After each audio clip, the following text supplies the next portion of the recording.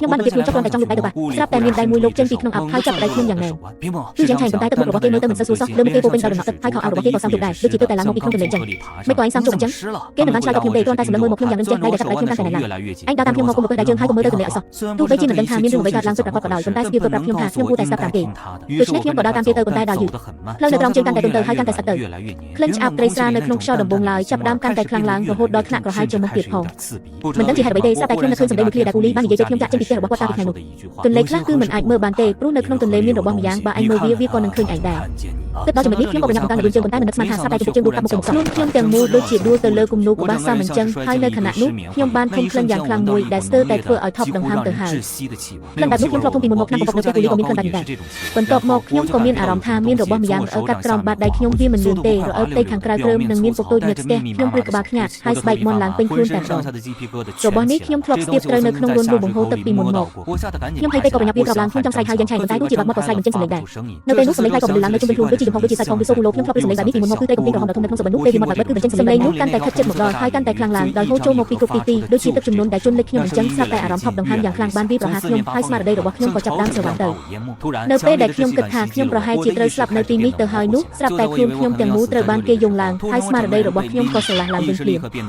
ខ្ញុំបើកភ្នែកឡើងឃើញថាអភ័ក្រដូចជាស្ដាងជាងមុនបន្តិចខ្ញុំអាចមើលឃើញខ្លួនឯងកំពុងដេកនៅលើច្រាំងទន្លេដែលមានចម្ងាយមិនដល់កន្លះម៉ែត្រផងពីទឹកទន្លេហើយអ្នកដែលយកខ្ញុំឡើងនោះគឺពូលីគាត់ឈរនៅក្នុងអបសក់ឡើងសបោះហើយស្គមជាងពេលដែលខ្ញុំជួបគាត់លើកមុនឆ្ងាយណាស់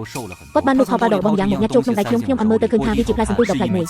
យកាន់វាទុកទៅកុំឲ្យបាត់ឲ្យសោះបើបាត់វាឯងកុំសង្ឃឹមថានឹងបានចាក់ចេញពីទីនេះអីឯងដើរតាមច្រាំងទន្លេឡើងទៅខាងលើដើរឲ្យបាន1000ជំហានកុំឲ្យលើកុំឲ្យខ្វះគឺ1000ជំហានគត់បន្ទាប់មកបត់ស្ដាំឡើងភ្នំនៅលើភ្នំមានផ្លូវតូចមួយអាចទៅដល់ថ្នល់ជាតិពេលទៅដល់ថ្នល់ជាតិឯងនឹងមានសុវត្ថិភាពហើយចាំទុកកុំមើលទៅក្នុងទន្លេឲ្យសោះទោះជាសម្លេងអ្វីក៏ដោយកុំងាកក្រោយឲ្យសោះពូលីចុះទៅណាវិញខ្ញុំទៅរកយ៉ាងឆែងសម្លឹងមើលពូលីដើរចូលទៅក្នុងអាប់បន្តិចម្ដងខ្ញុំក៏ក្រោកឈរឡើងហើយក្តាប់ផ្លែសន្ទូចនោះយ៉ាងណែនដោយសារតែខ្ញុំចិត្តបារម្ភខ្លាចរកជំហានខុសខ្ញុំក៏ដើរយឺតនៅពេលដំបូងពេលដើរបានប្រហែលជា200ជំហានខ្ញុំក៏សម្លេងពីខាងក្រោយចាំខ្ញុំផងវាជាសម្លេងរបស់យ៉ាងឆែងខ្ញុំមានងាកក្រោយទៅហើយស្រាប់តែសម្លេងរបស់ពូលីបន្លឺឡើងក្នុងទូកក្បាលភ្លាមខ្ញុំថាខ្ញុំសុខចិត្តហើយមិនកាន់ដំណើរហើយអ្វីបានជាឯងមិនចាំខ្ញុំសម្លេងយ៉ាងឆែងកាន់តែចិត្តមកហើយខ្ញុំត្រឡប់ទៅវិញមិនទេហើយឯងក៏ដូចគ្នាដែរមិនត្រូវទេនេះមិនមែនជាសម្លេងយ៉ាងឆែងឡើយទោះបីជាដូចខ្លាំងក៏ដោយប៉ុន្តែវាមានសម្លេងរំខានខ្លាចមួយជាន់ទៀតដូចជាសម្លេងអេកូនៅក្រោមទឹកឬនោះនឹងខ្លួនខ្ញុំក៏ប្រញាប់ប្រាប់ផ្លែសន្ទូចឲ្យណែនរួចបន្តដើរទៅមុខទៀត300ជំហាន400ជំហាន500ជំហានសម្លេងពីខាងក្រៅឃើញខ្ញុំមិនឆ្លើយតបស្ងាត់ទៅវិញជំនួសមកវិញដោយភាពស្ងប់ស្ងាត់ដ៏គួរឲ្យខ្លាចបន្ទាប់មកក្លិនឆ្អាបត្រីយ៉ាងខ្លាំងបានភាយចេញពីខាងក្រោយខ្នងដូចជាមានរបស់ម្យ៉ាងកំពុងដកដង្ហើមដាក់ក្នុងខ្ញុំអញ្ចឹងរួមពេញខ្លួនរបស់ខ្ញុំបានឡើងខ្ញាក់តែម្ដង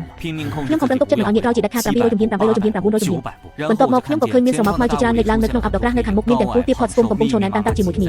តែវិការរបស់ពួកគេប្លែកខ្លាំងណាស់មិនមែនជាលក្ខណៈដើរធម្មតាទេគឺដើរទៅត្រួតដូចជាមានរបស់ខ្លួនកំពុងយំជាប់នឹងខ្លួនអញ្ចឹងបន្ទាប់មកខ្ញុំកាន់តែដើរទៅជិតពួកគេទៅជិតរហូតដល់ខ្ញុំអាចមើលឃើញរូបរាងពួកគេច្បាស់បន្ទាប់មកខ្ញុំក៏បានឈប់ដើរមិនមែនមកពីខ្ញុំចង់ជប់នោះទេគឺជើងរបស់ខ្ញុំលែងស្ដាប់បង្គាប់ខ្លួនឯងទៅហើយព្រោះមនុស្សទាំងនោះដែលខ្ញុំបានឃើញមិនមែនទេពួកគេមិនមែនជាមនុស្សឡើយពីព្រោះពួកគេគ្មានមុខមាត់ឡើយមាត់របស់ពួកគេដុះនៅកន្លែងផ្សេងទៅវិញនៅលើទ្រូងនិងនៅលើបាតដៃមាត់ទាំងនោះបើកឡើងរងមួយបង្ហាញឲ្យឃើញរចនាសម្ព័ន្ធដូចជាសកាត់រេអញ្ចឹងសំឡេងគូឡូសាមបានបន្លឺចេញពីក្នុងមាត់ទាំងនោះពួកគេបានដើរកាត់ក្បែរខ្លួនខ្ញុំសម្ដៅទៅរកទឹកទន្លេហាក់ដូចជាខ្ញុំគ្មានវត្តមាននៅទីនោះតតែសោះនៅពេលដែលខ្ញុំទៅតែដកដង្ហើមទូបន្តិចស្រាប់តែការពិតដ៏គួរឲ្យរហូតមួយទៀតបានវាប្រហារខ្ញុំនៅក្នុងចំណោមពួកវិស័យទាំងនោះខ្ញុំបានចំណាំខោអាវរបស់មនុស្សម្នាក់បានអាវកបាសពណ៌ប្រដៅធំមានបាក់កាស្អាប់មួយទងនៅលើខោប៉ាខាងឆ្វេងដែលមានលក្ខណៈបុរាណប្លែកគេខ្លាំងណាស់នោះជាខោអាវរបស់យាយខ្ញុំត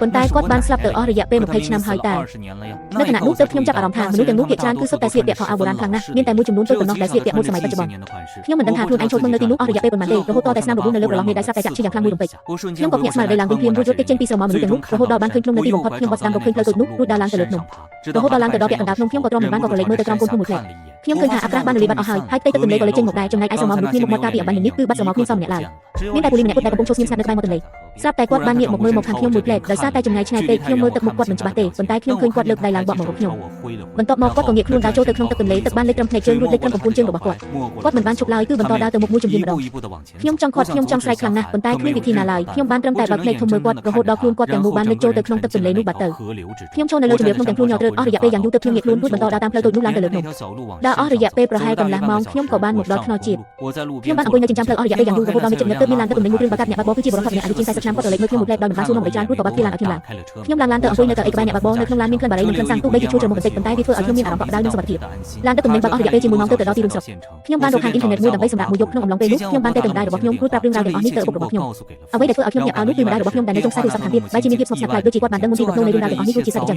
គាត់គ្រាន់តែបន្តផ្ដាំផ្ញើខ្ញុំម្ដងហើយម្ដងទៀតថ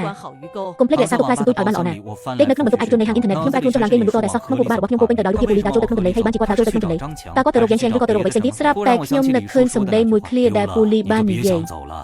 យបើបាត់វាឯងកុំសង្ឃឹមថានឹងបានចាក់ចេញពីទីនេះឲ្យសោះហើយអ្វីបានជាផ្លែសន្ទូចមួយនេះមានសារៈសំខាន់ខ្លាំងសម្រាប់លោក